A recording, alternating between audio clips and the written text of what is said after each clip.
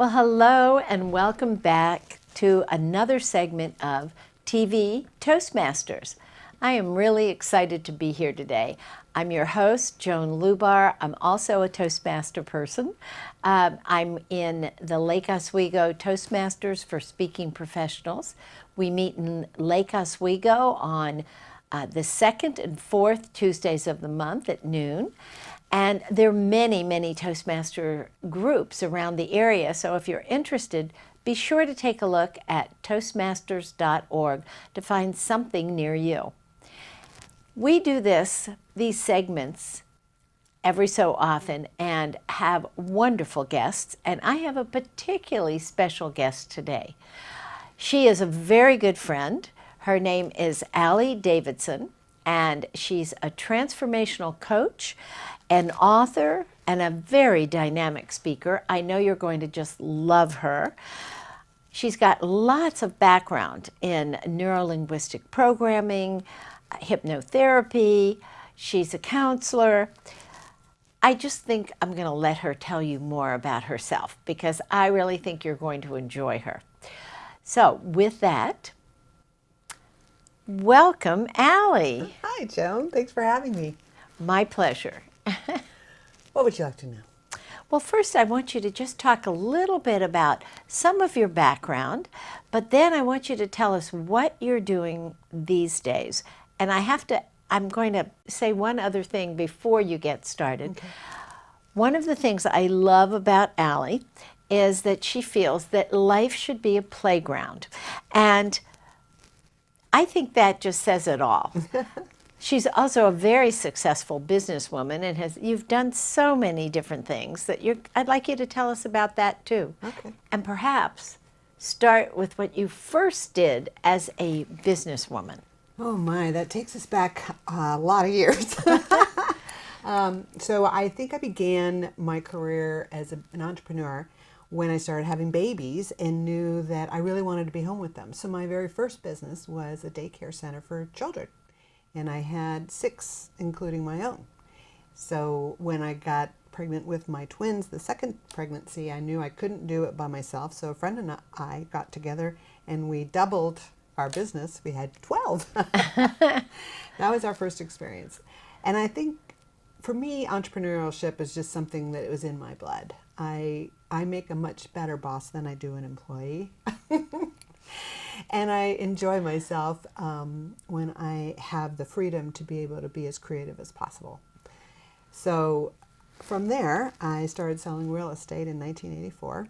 And I call that the dinosaur age because it was before there were cell phones and computers. And, you really did a lot of walking and knocking on doors. And from there, I was in California at that time. And then I moved to Oregon and I was able to stay home with my children for a while. I was still an entrepreneur. I was a PTC president for 2 years in the elementary school. And then I started a little craft store in Tumalo over in Central Oregon.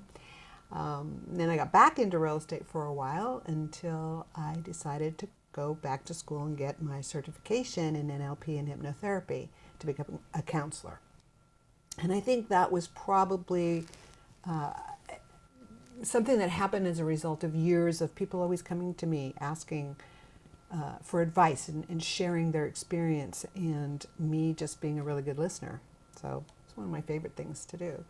And then after a while, that business side of me kind of took over again and I had an opportunity to buy a franchise where I had over 100 people working for me and it was an in-home care agency providing caregivers to seniors in their homes.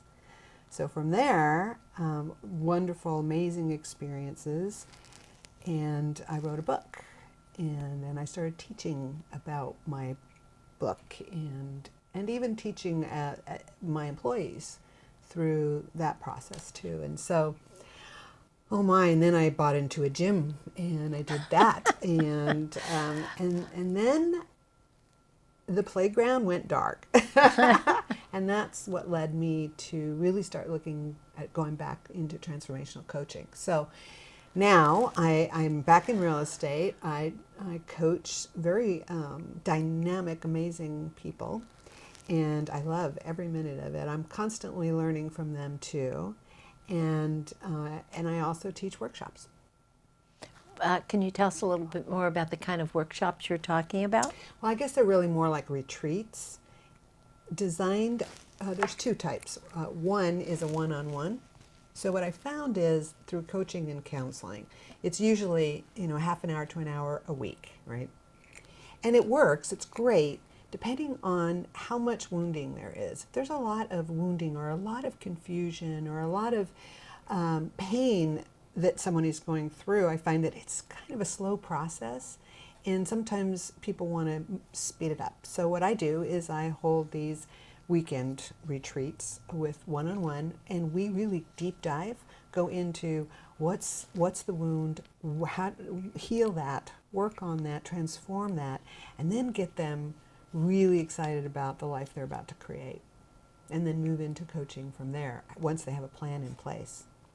The other one is more in line with what you quoted, life is a playground, not a classroom. And that was something that came out of my own experience in my life, where there was a time when I had it all.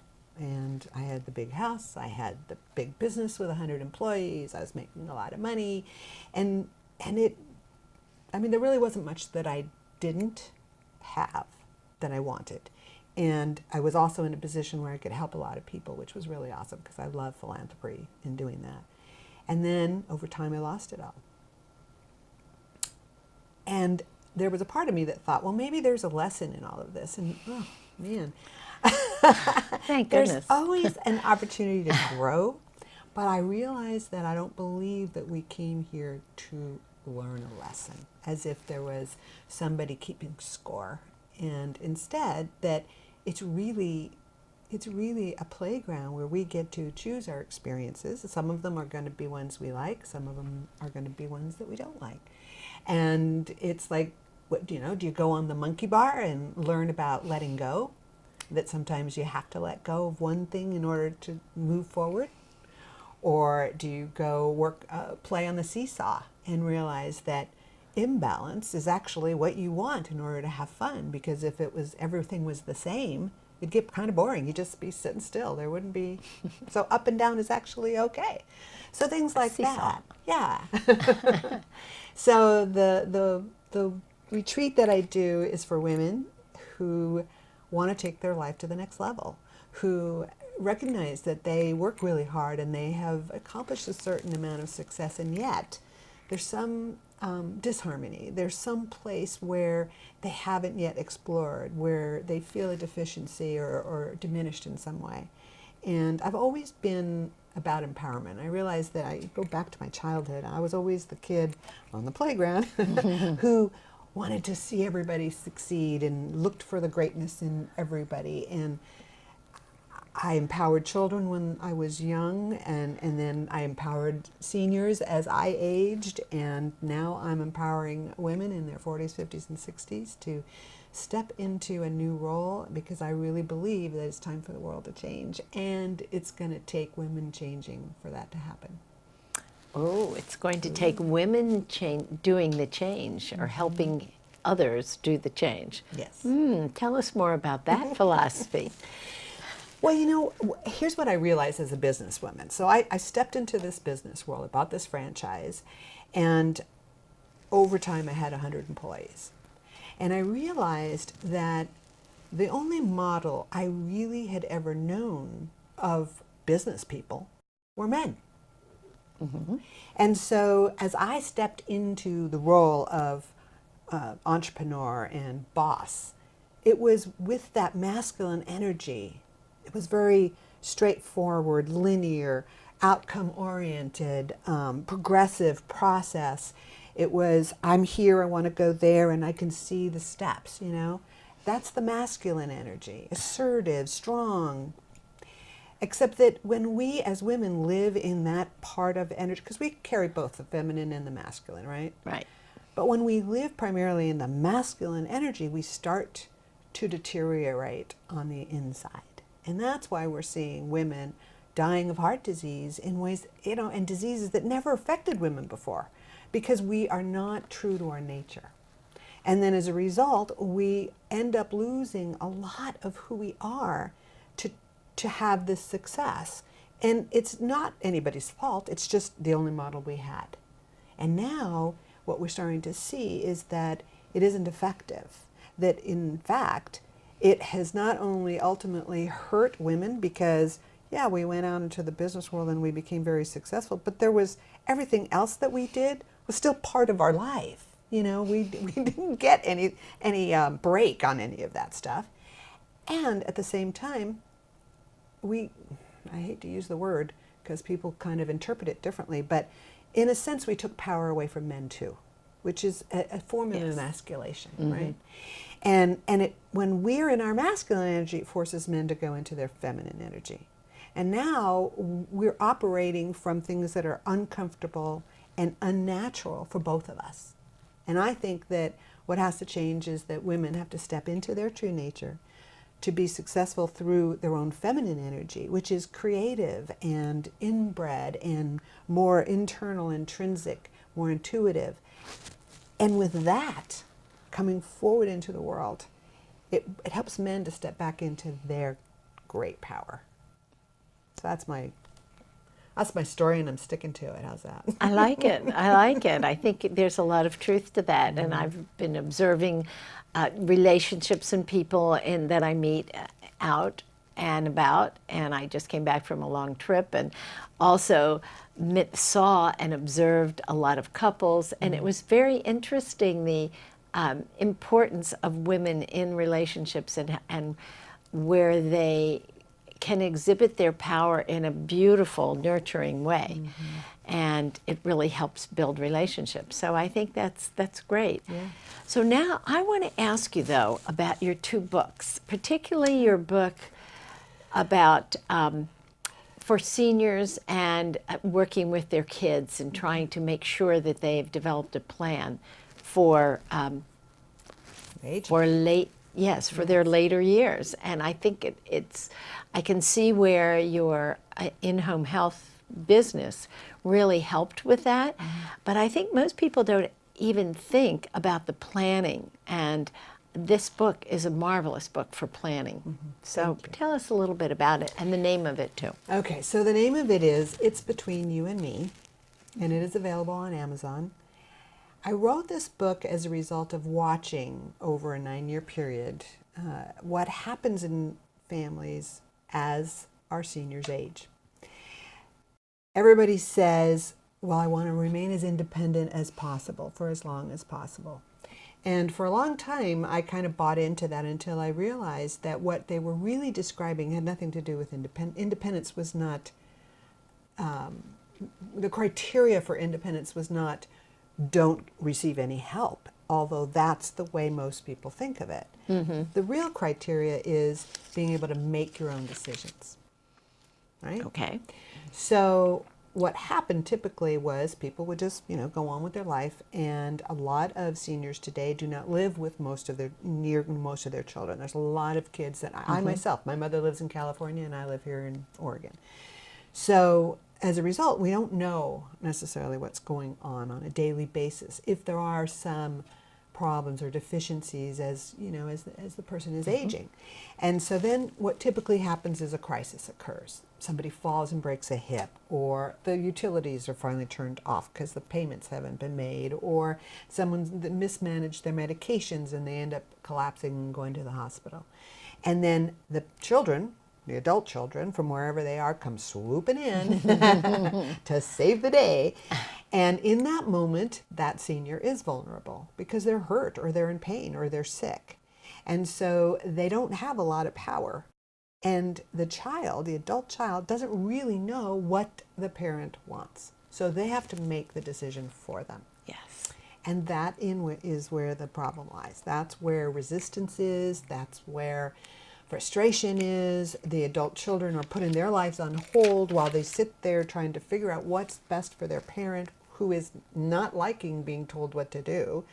And the adult child is feeling guilty because they don't really know if what they're choosing is what their parents want. And a lot of times what I saw was the kids would come in, they'd make a decision, they would leave, they'd put us in place as providing service for them, and as soon as they left, the parents would fire us. And everything would go right back to where it was before, because again, the senior felt like they were not part of the decision-making process. Yes. So that's why I wrote the book. And it tells the story, some of the experiences and some of the things that I learned as I provided help for all of these families. And we're talking over 1,000 families. And then just a series of 16 questions. That's all it takes for you to sit down as a family and have a conversation around these 16 questions. Things like, how will you know when it's time to get somebody to help you with cooking?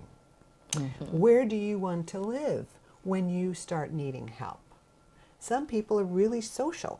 And so for them, moving into a retirement facility or something like that is awesome, because now they have new friends all around them. But other people are not very social. They've been more introverted. And so for them, moving into a facility like that is really, really difficult. They're going to isolate anyway, where the adult children don't see that. Mm-hmm. So that's why I wrote the book. And it provides a way for people to have that conversation. And what I found, and I will say this to adult children, you better be listening, is that it is not the senior who doesn't want to have this conversation. It's the adult children who don't want to have this conversation. Because the senior sees, they know that, they're slowing down and things might change, and they want to have control over their lives, right? Yes. So to all adult children everywhere, I say, do not be afraid of this conversation. It is a beautiful conversation to have with your parents. And it requires kind of a change in perspective as far as the relationship goes at an earlier time.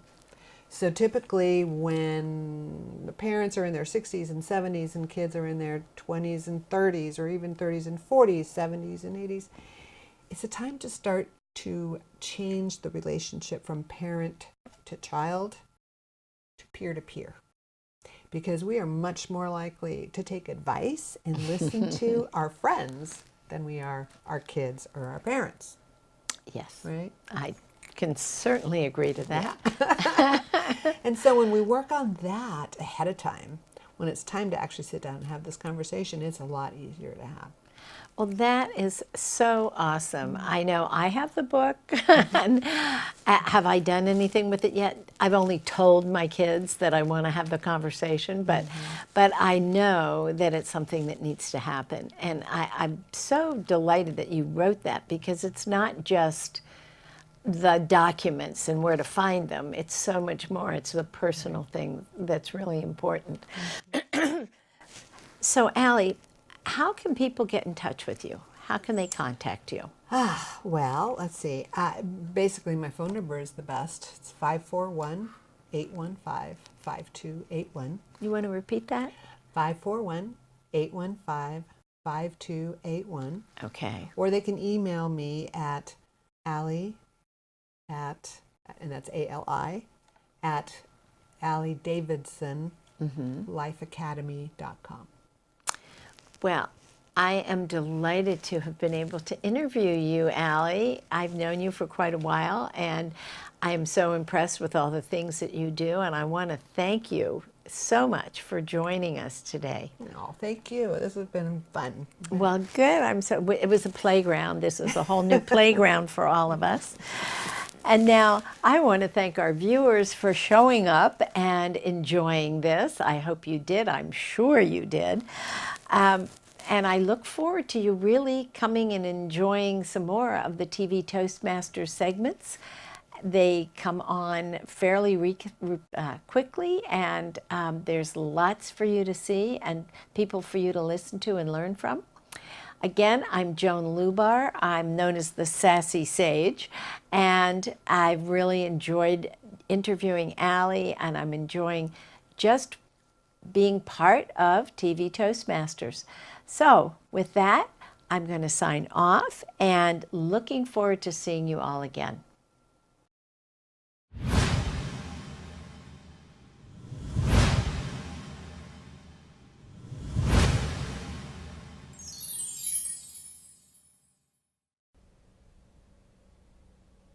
Hello, my name is Beth Genley, and I am this year Vice President for Education for Toastmasters for Speaking Professionals, which is a club that I love.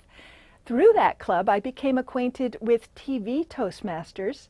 I got interviewed here a few times and began to learn how to speak to a camera and how different that is from speaking to a group, how to connect with an audience that I can't see, and how to stay focused on a camera that is not talking back to me or smiling.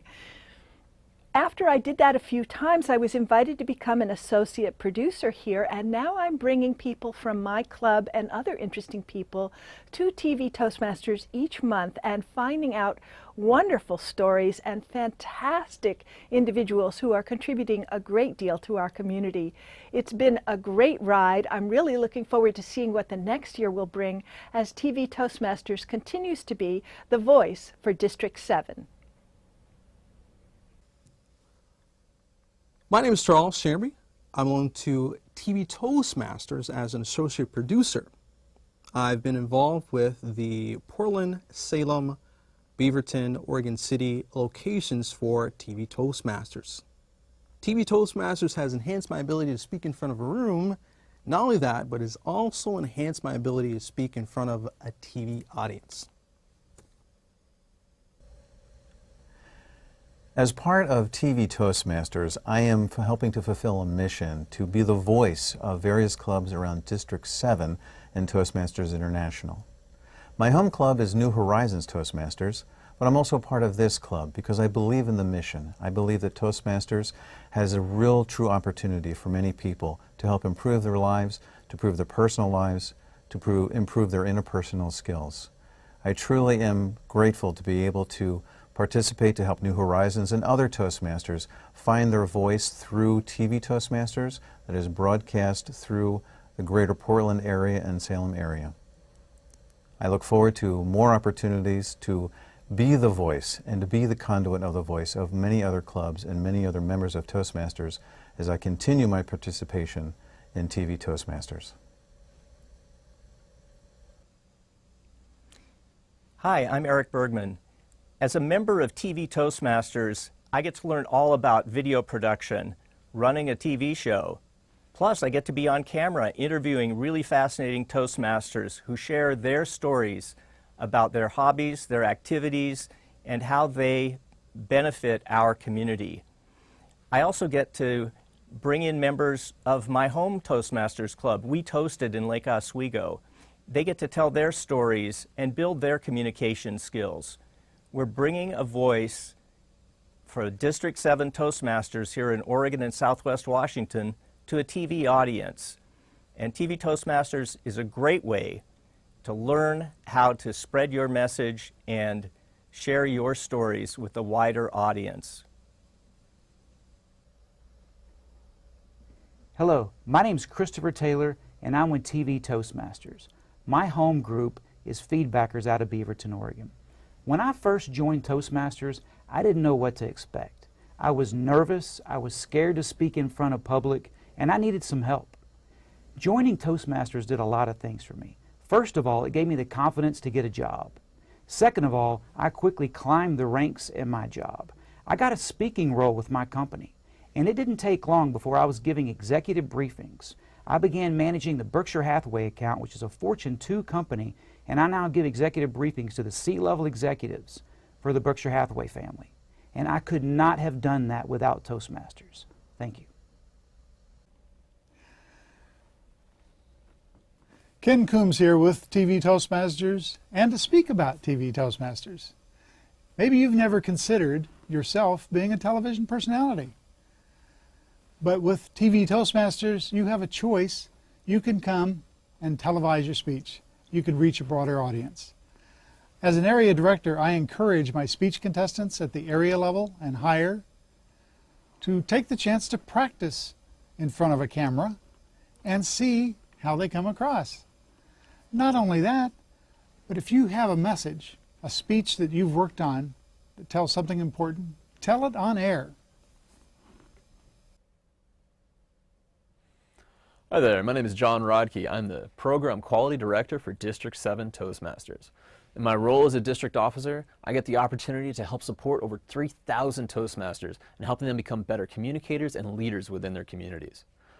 With that awesome opportunity. I also get a new one today to be with TV Toastmasters as they are helping televise the voice of District 7.